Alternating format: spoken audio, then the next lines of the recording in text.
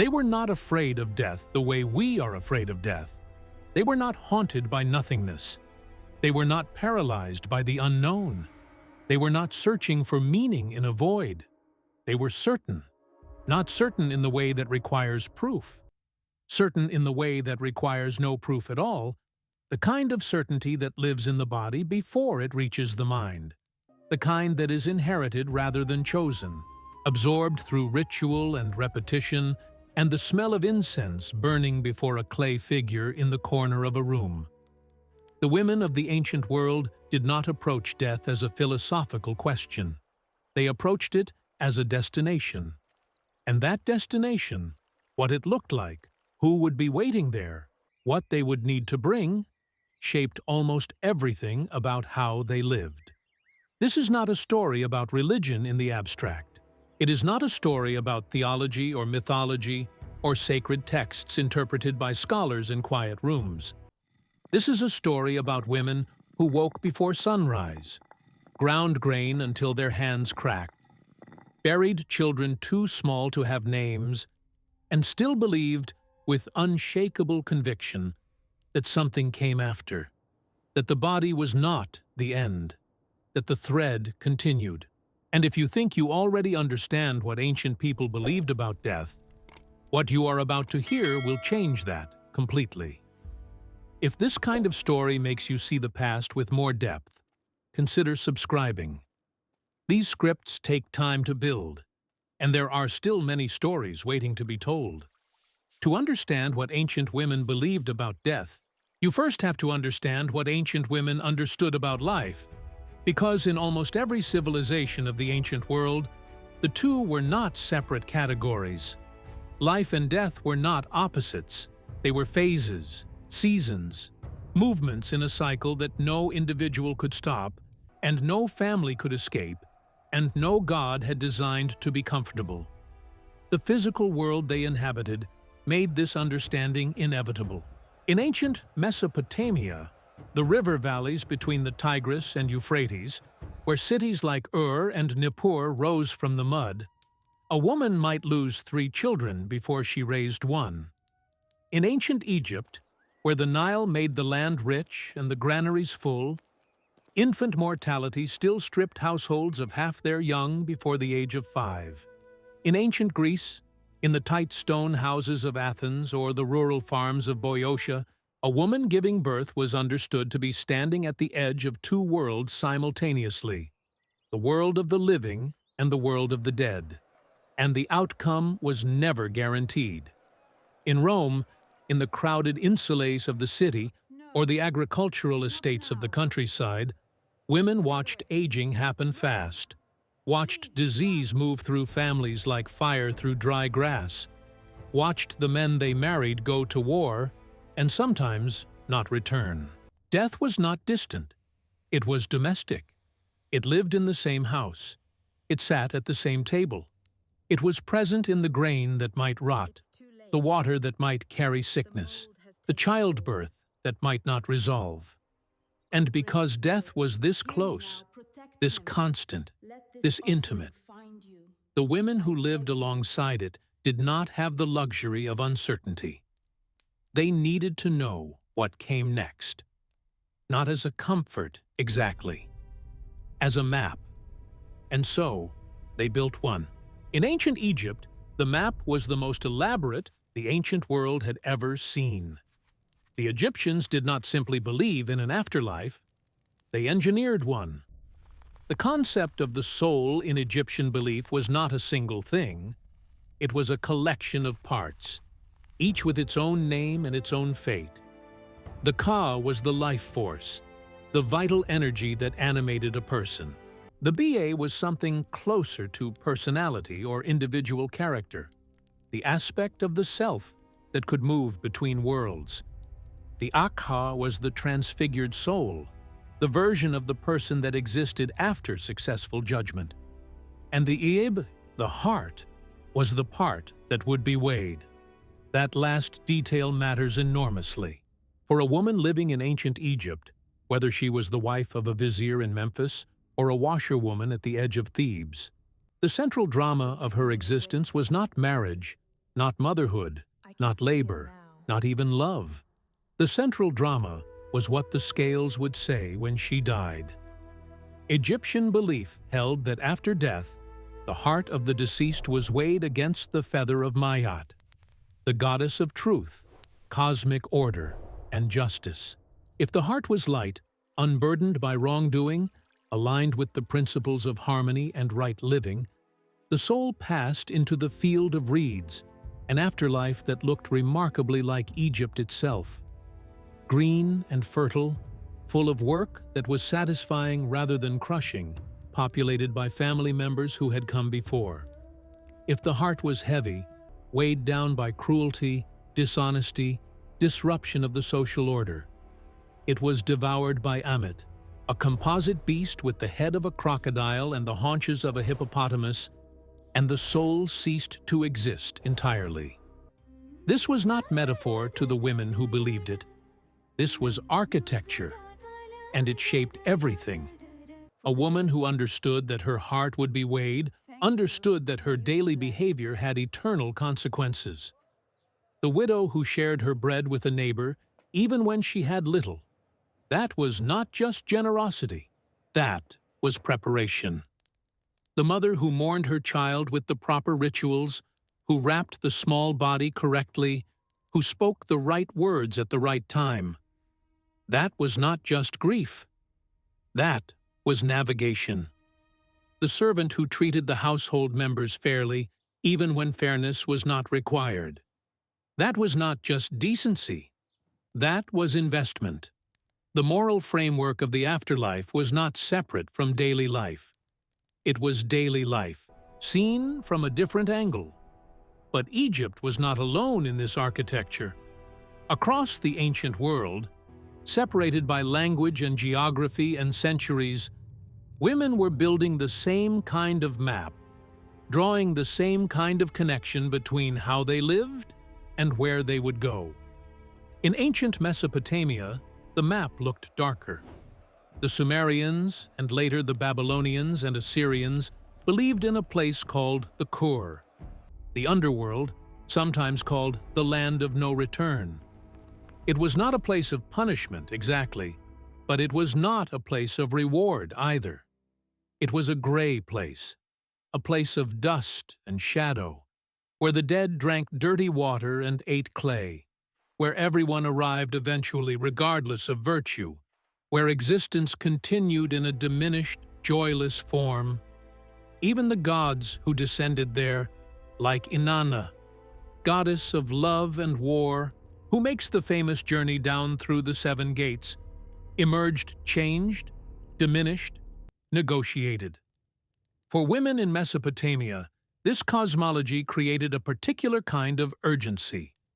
If the afterlife was gray regardless of virtue, then what mattered was not the quality of death, but the quality of the transition, the rituals surrounding burial, the offerings left for the dead, the ongoing maintenance of the relationship between the living and those who had passed.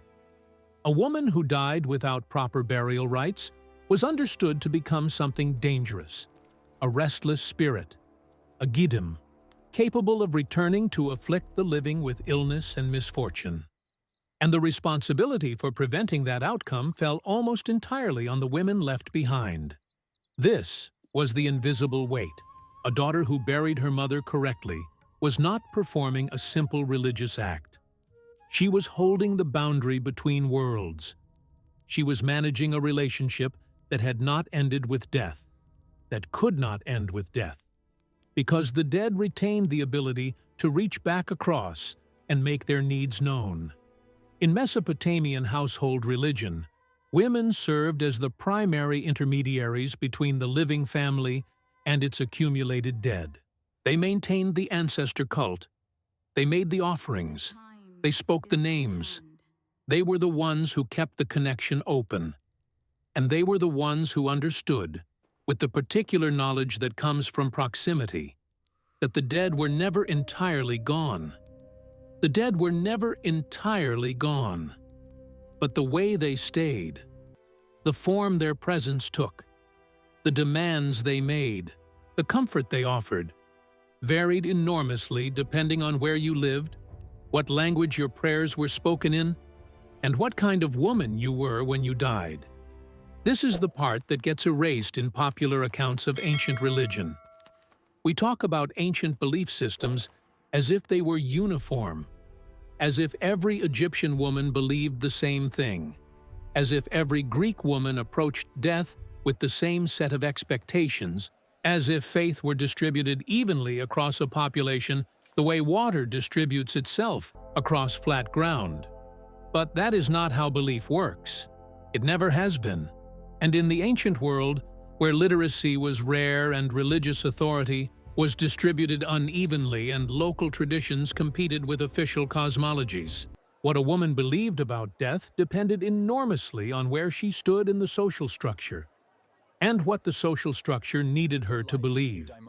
In ancient Greece, the official cosmology, the one preserved in Homer, the one debated by philosophers, the one most familiar to modern audiences, described an underworld called Hades, a shadowy realm beneath the earth, ruled by the god of the same name and his wife Persephone, crossed by rivers with names that meant forgetfulness and pain. The dead arrived there as shades, hollow echoes of their former selves, stripped of vitality, capable of speech and memory, but not of genuine experience. Achilles, the greatest of warriors, tells Odysseus during his visit to the underworld that he would rather be a living slave than a dead king. The message was unambiguous. Death was diminishment. The afterlife was less. But here is what that official cosmology did not account for. Women. Not entirely, anyway. The heroic tradition that gave Greece its most elaborate afterlife mythology was a tradition built around men, warriors, kings, adventurers whose deaths were violent and public and therefore memorable. The woman who ground the grain while the hero prepared for battle, who wove the cloth while the warrior polished his armor, who bore the children and tended the sick and managed the household economy, her death was not the kind of death that generated mythology, and so her afterlife, in the official account, was vague, generic, undifferentiated.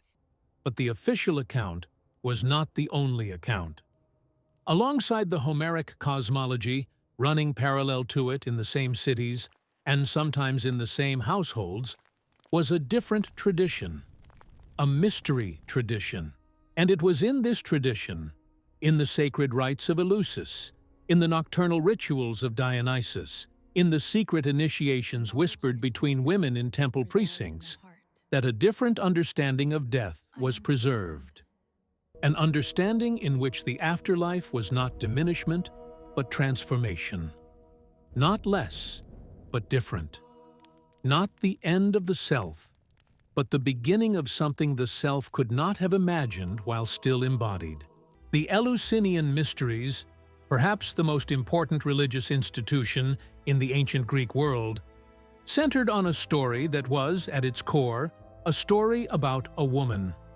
Persephone, daughter of Demeter, goddess of the grain, was taken, depending on which version you read, abducted or drawn, into the underworld. Her mother's grief stopped the harvest. The world went cold and barren. The gods negotiated. Persephone returned, partially, enough months above ground to allow the cycle of growth to resume, enough months below to give winter its meaning. And the lesson encoded in that myth, the lesson that initiates into the mysteries we're meant to internalize, was not simply that spring follows winter. It was that descent is not destruction, that the underworld is not a punishment, that the soul, like the seed, must go into the dark before it can emerge into something new.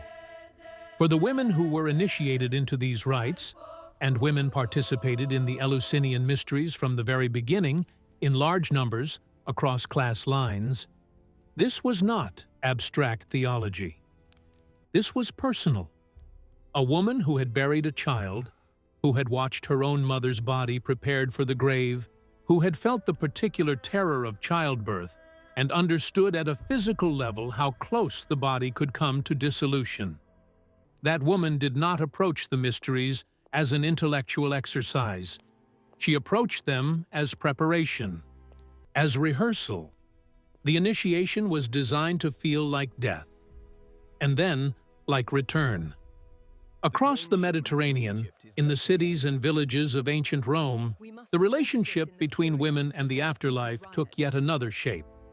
One that was, characteristically, more organized, more legal, more tied to the structure of the family as a civic institution. Roman religion was a religion of contracts.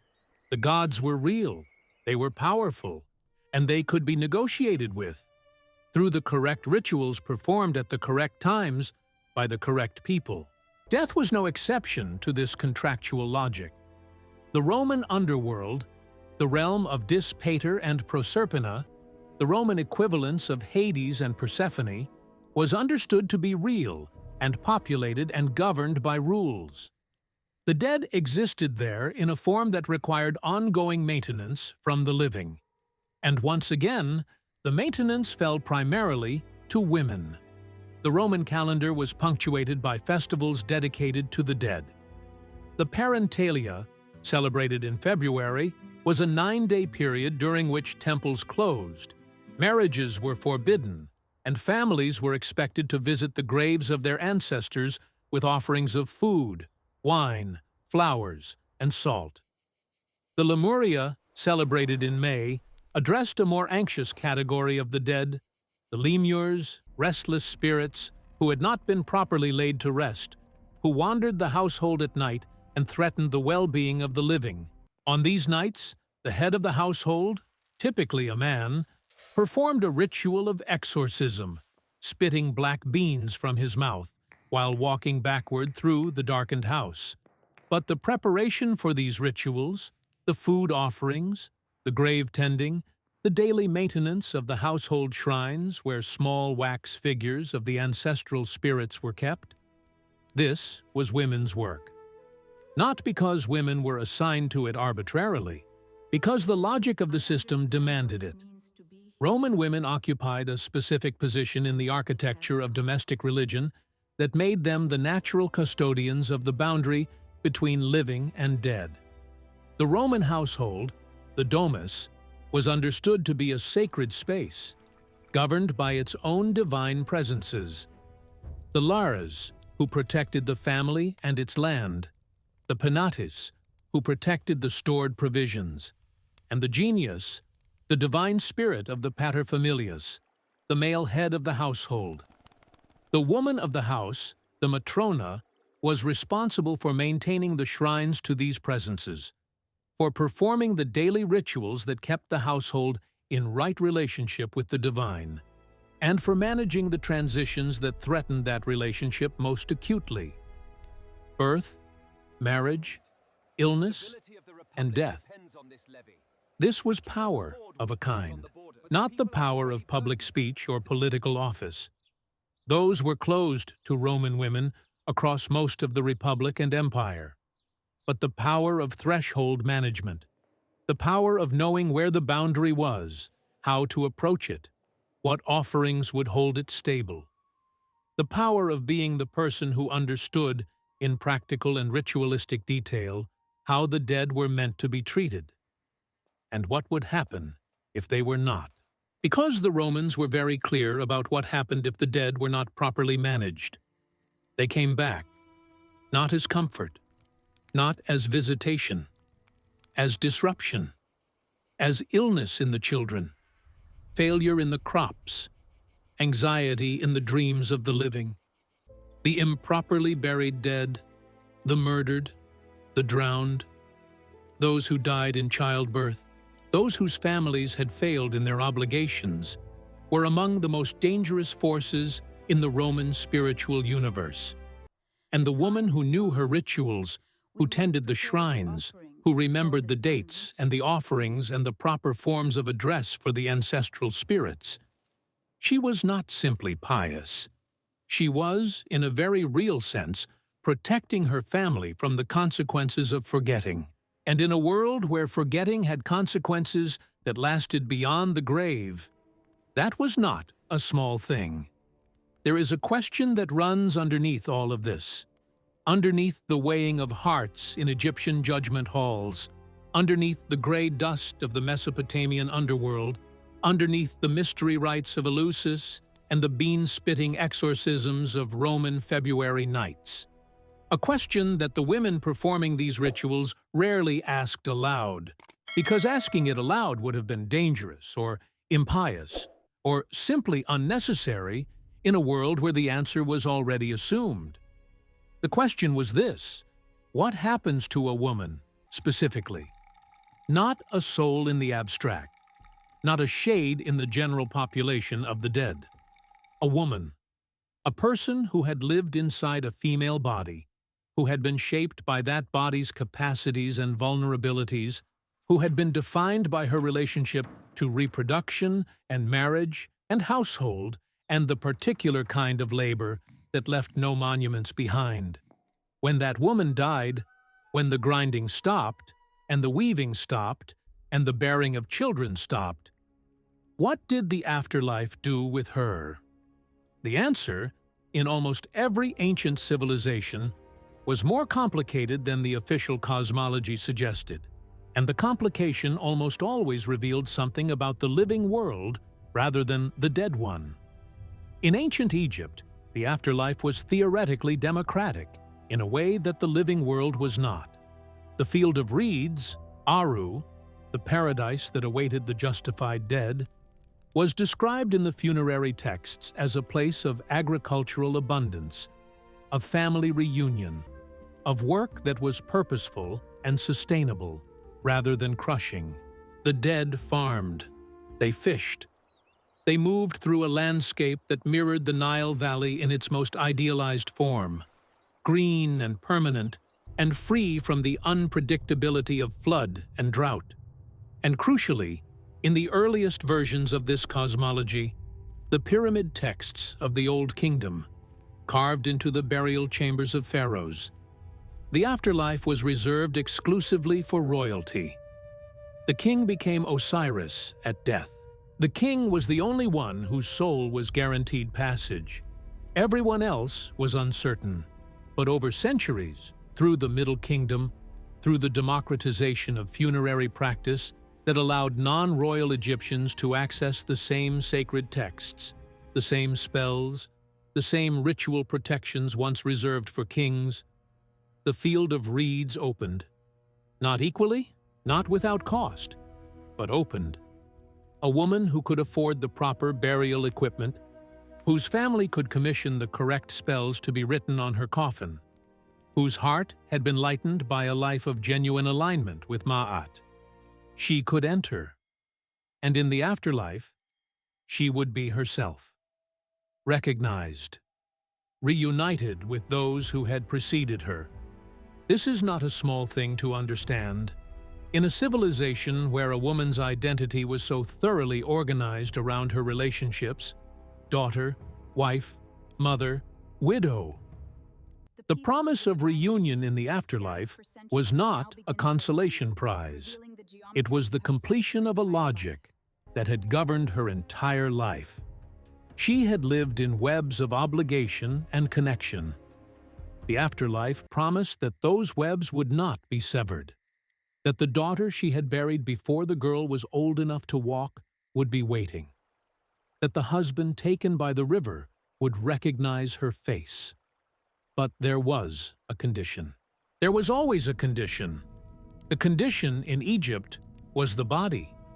The Egyptians understood the soul to be inseparable from the physical form in a way that made mummification not a luxury, but a theological necessity.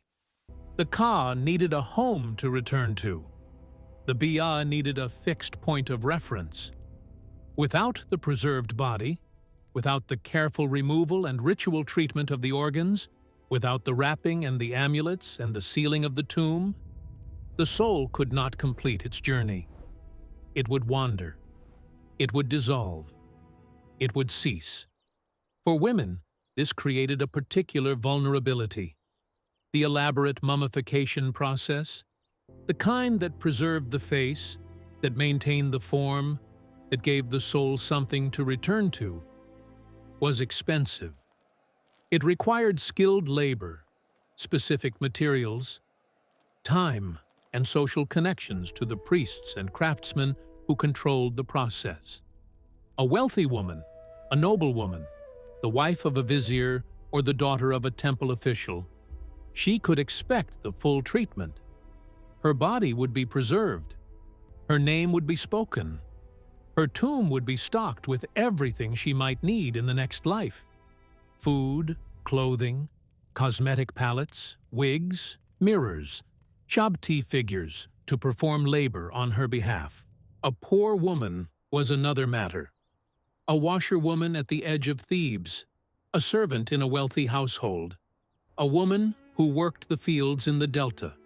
She might receive a simplified burial, a minimal wrapping, a shallow grave in the communal cemetery. The spells that would guide her through the judgment of the dead were expensive to commission. The amulets that would protect her heart were luxury goods. And without these tools, her passage through the afterlife was not guaranteed. The system that was designed to offer salvation was, in practice, organized along the same lines as the living world it was meant to transcend. Wealth determined access. Poverty was not just a condition of the living years. It followed you. This is the invisible mechanism that runs beneath the surface of ancient afterlife belief. The thing that the official texts and the beautiful painted tomb walls do not advertise, but that becomes visible when you look at who was buried, how and where, and with what. The afterlife was not separate from the social order. It was an extension of it. In ancient Mesopotamia, where the underworld was universally grim regardless of virtue, the class distinction expressed itself differently. Not in the quality of the afterlife destination, but in the quality of the transition. The wealthy dead received elaborate burial goods, regular offerings, ongoing libations poured through special tubes inserted into the grave. The poor dead received what their families could spare, which was often very little. And the consequence was understood in the most practical terms. A dead person who was not properly fed by the living would feed on them instead. The hungry ghost was not a metaphor. It was a warning about what happened when family obligation failed, or when poverty made the fulfillment of that obligation impossible. For women navigating this system, the calculus was specific and cruel. A widow with no sons was in the most precarious position imaginable, not just in terms of material survival, though that was dire enough, in a world where property and legal standing flowed through male heirs, but in terms of her afterlife. Who would make the offerings? Who would speak her name? Who would pour the libation through the tube and keep her fed in the land of no return? In Mesopotamia, the answer was supposed to be her sons. Her sons were her passage into sustained memory. Without them, she risked becoming one of the forgotten dead. And the forgotten dead were dangerous precisely because they were desperate. This is why the son was not simply an economic asset or a social necessity in the ancient world. He was eschatological infrastructure. In ancient Greece, the same logic applied through a different set of rituals. The Greek dead required ongoing care. The geros thananton, the honors of the dead, to remain properly settled in the underworld. These honors included the washing and anointing of the body before burial, the funeral lamentation performed by women who were expected to tear their hair and beat their breasts and cry out in a formalized register of grief, the graveside offerings of food and drink and oil, and the periodic visits to the tomb at specific intervals after death. Women were the primary performers of all of these acts, and this was not incidental.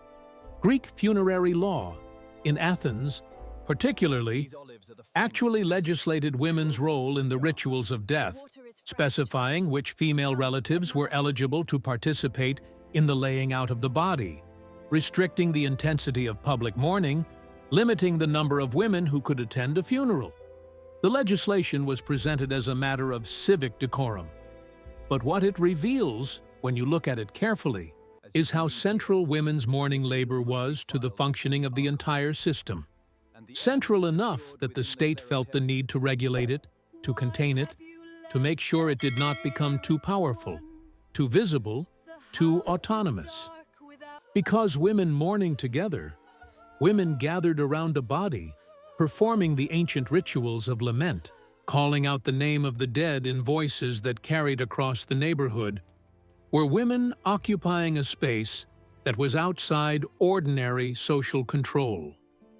The grief was real, but the gathering was also something else. It was one of the few contexts in which women moved through the city in groups, unchaperoned by the logic of household management, authorized by death to be present in a way that ordinary life did not permit. The dead gave them that, and the living world was always slightly nervous about what they did with it. There is a woman whose name we do not know. She lived in Egypt, in the middle centuries of what historians call the New Kingdom, a period of extraordinary imperial wealth, of temple construction on a scale that still stuns the eye, of pharaohs who called themselves gods and built their tombs to prove it. She was not a noblewoman. She was not a priestess. She was not the wife of anyone whose name was recorded. She worked, probably, in one of the laundry operations along the Nile's edge, or in a household kitchen, or in the fields during harvest season when every available body was needed. She was the kind of woman the ancient world ran on, and the ancient world forgot. But she was buried. Not elaborately, not with golden amulets or painted coffin texts or Shabti figures to perform labor on her behalf. She was wrapped in linen, good linen, carefully done, suggesting someone who loved her took the time, and placed in a shallow grave in the communal cemetery at the edge of the city, with a small clay bowl beside her head. The bowl had contained food. Someone had put it there because they believed she would need it, because they believed she was going somewhere, because they believed, with the particular certainty of people who have no alternative but to believe, that the thread continued. We know about her because archaeologists found her grave. We know almost nothing else. But that bowl tells us everything about the system that shaped her life, and her death, and everything in between. Across the ancient world, in the river valleys of Mesopotamia, in the stone-cut tombs of Greece, in the painted burial chambers of Egypt, in the columbaria of Rome, where urns of ash were stacked in neat niches along the wall. The evidence of what women believed about death is preserved not in the texts that scholars wrote, but in the objects that ordinary people buried. The food bowls and the oil lamps, the mirrors and the combs, the small figurines of goddesses placed beside bodies too old or too young to have any official theology. The spindle whorls buried with women across cultures and centuries, because whoever was responsible for the grave understood that the woman who had spent her life spinning thread would need her tools in whatever came next. These objects are a language, and what they say, consistently, across civilizations that never contacted each other, is that the people who buried women believed those women were going somewhere real, somewhere that required provisions, somewhere that had continuity with the life that had just ended. The afterlife, as ordinary people understood it, was not an abstraction. It was a continuation of the domestic world, which meant it was, in a very specific sense, a woman's world. The same skills, the same relationships, the same rhythms of labor and care, the same web of obligation, now freed from the weight of poverty and illness, and the particular exhaustion of a body pushed past its limits. This was the promise encoded in the clay bowl. Not transcendence, continuation. But there is another layer to this, one that the burial objects alone cannot tell you. one that requires looking at the mystery traditions, the initiation rites, the sacred spaces where women gathered outside the visibility of the official record and performed rituals whose content was, by design, kept secret. Because alongside the domestic afterlife, the continuation, the reunion, the field of reeds with its familiar rhythms, there existed in the ancient world a different kind of afterlife promise. One that was not about continuation, but about transformation. One that did not offer the woman her old life back, cleaned and perfected, but offered her something she had never been in the living world: freedom from the structure itself. The mystery religions of the ancient Mediterranean, Eleusis, the rites of Isis, the Dionysiac traditions, the Orphic communities that scattered their texts across the Greek world on thin gold tablets buried with their dead, all shared a common theological claim, expressed in different vocabularies. The claim was this: ordinary existence is a kind of sleep. The soul, incarnated in a body and embedded in a social world, has forgotten what it actually is. Death, the right kind of death, the death that has been prepared for through initiation and practice and the cultivation of a particular kind of awareness, is the moment of remembering. The moment when the self that was constrained by gender and class and family and the particular accident of where and when it was born finally encounters itself without those constraints. For women, this was a radical theology, not because it overturned the social order in any practical sense. The mystery traditions did not produce revolutions, did not liberate enslaved women from their households, did not grant legal standing to widows with no male guardians, but because it offered, at the level of the deepest personal conviction, an account of the self that was not entirely organized around social function. A woman who had been initiated into the Eleusinian mysteries had been told, had been shown through a ritual experience designed to be unforgettable, that she was something more than her role, that the part of her which was mother, wife, daughter, servant, laborer was real but not ultimate. That underneath those layers, or beyond them, or preceding them, there was something that the grave could not diminish and the social structure could not entirely contain. She carried that knowledge through the rest of her life like a coal held in the hand. The Orphic gold tablets are among the most astonishing artifacts the ancient world has left us. Thin sheets of gold, rolled into scrolls small enough to fit in a closed fist, inscribed with instructions for the soul's journey through the underworld. They were buried with their owners, men and women both, across southern Italy and Greece, from the 5th century BCE onward, as a kind of guide for what came next. The tablets told the soul what it would encounter, what it should say, where it should drink, and where it must refuse to drink. At one of the rivers of the underworld, the tablets warned, the soul would be offered water from the spring of Lethe, the spring of forgetfulness. The guardians would invite it to drink. And drinking would mean forgetting. Forgetting the initiation. Forgetting the instruction. Forgetting the long preparation for exactly this moment.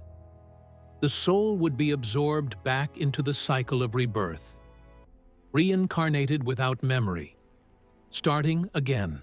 But the initiated soul was told to refuse, to walk past the spring of Lethe to a different spring, the spring of memory, and to drink from that instead, and to announce itself to the guardians of the underworld with a specific formula. I am a child of earth and starry heaven. My race is heavenly. I am dying of thirst. Give me cold water from the spring of memory. I am a child of earth and starry heaven. Not a daughter, not a wife, not a mother, not a servant or a laborer, or a woman defined by her relationship to any man or any household or any social structure, a child of earth and starry heaven. This was what the ancient mystery traditions offered women that the official cosmology could not. Not a better position in the hierarchy of the dead. A different account of what they fundamentally were. The woman with the clay bowl at her head did not have a gold tablet. She had linen wrapping and food for the journey and someone who cared enough to do it right. She had the accumulated weight of a belief system that said the thread continues, that the dead require tending, that the relationship between the living and those who have passed is not severed by the grave, but only changed in form. She had the particular certainty of someone who had watched too much death to afford uncertainty. And in that certainty, in the bowl, in the linen, in the careful positioning of a body that someone had loved, there is a record of something the written texts rarely preserve directly. The record of ordinary women's faith.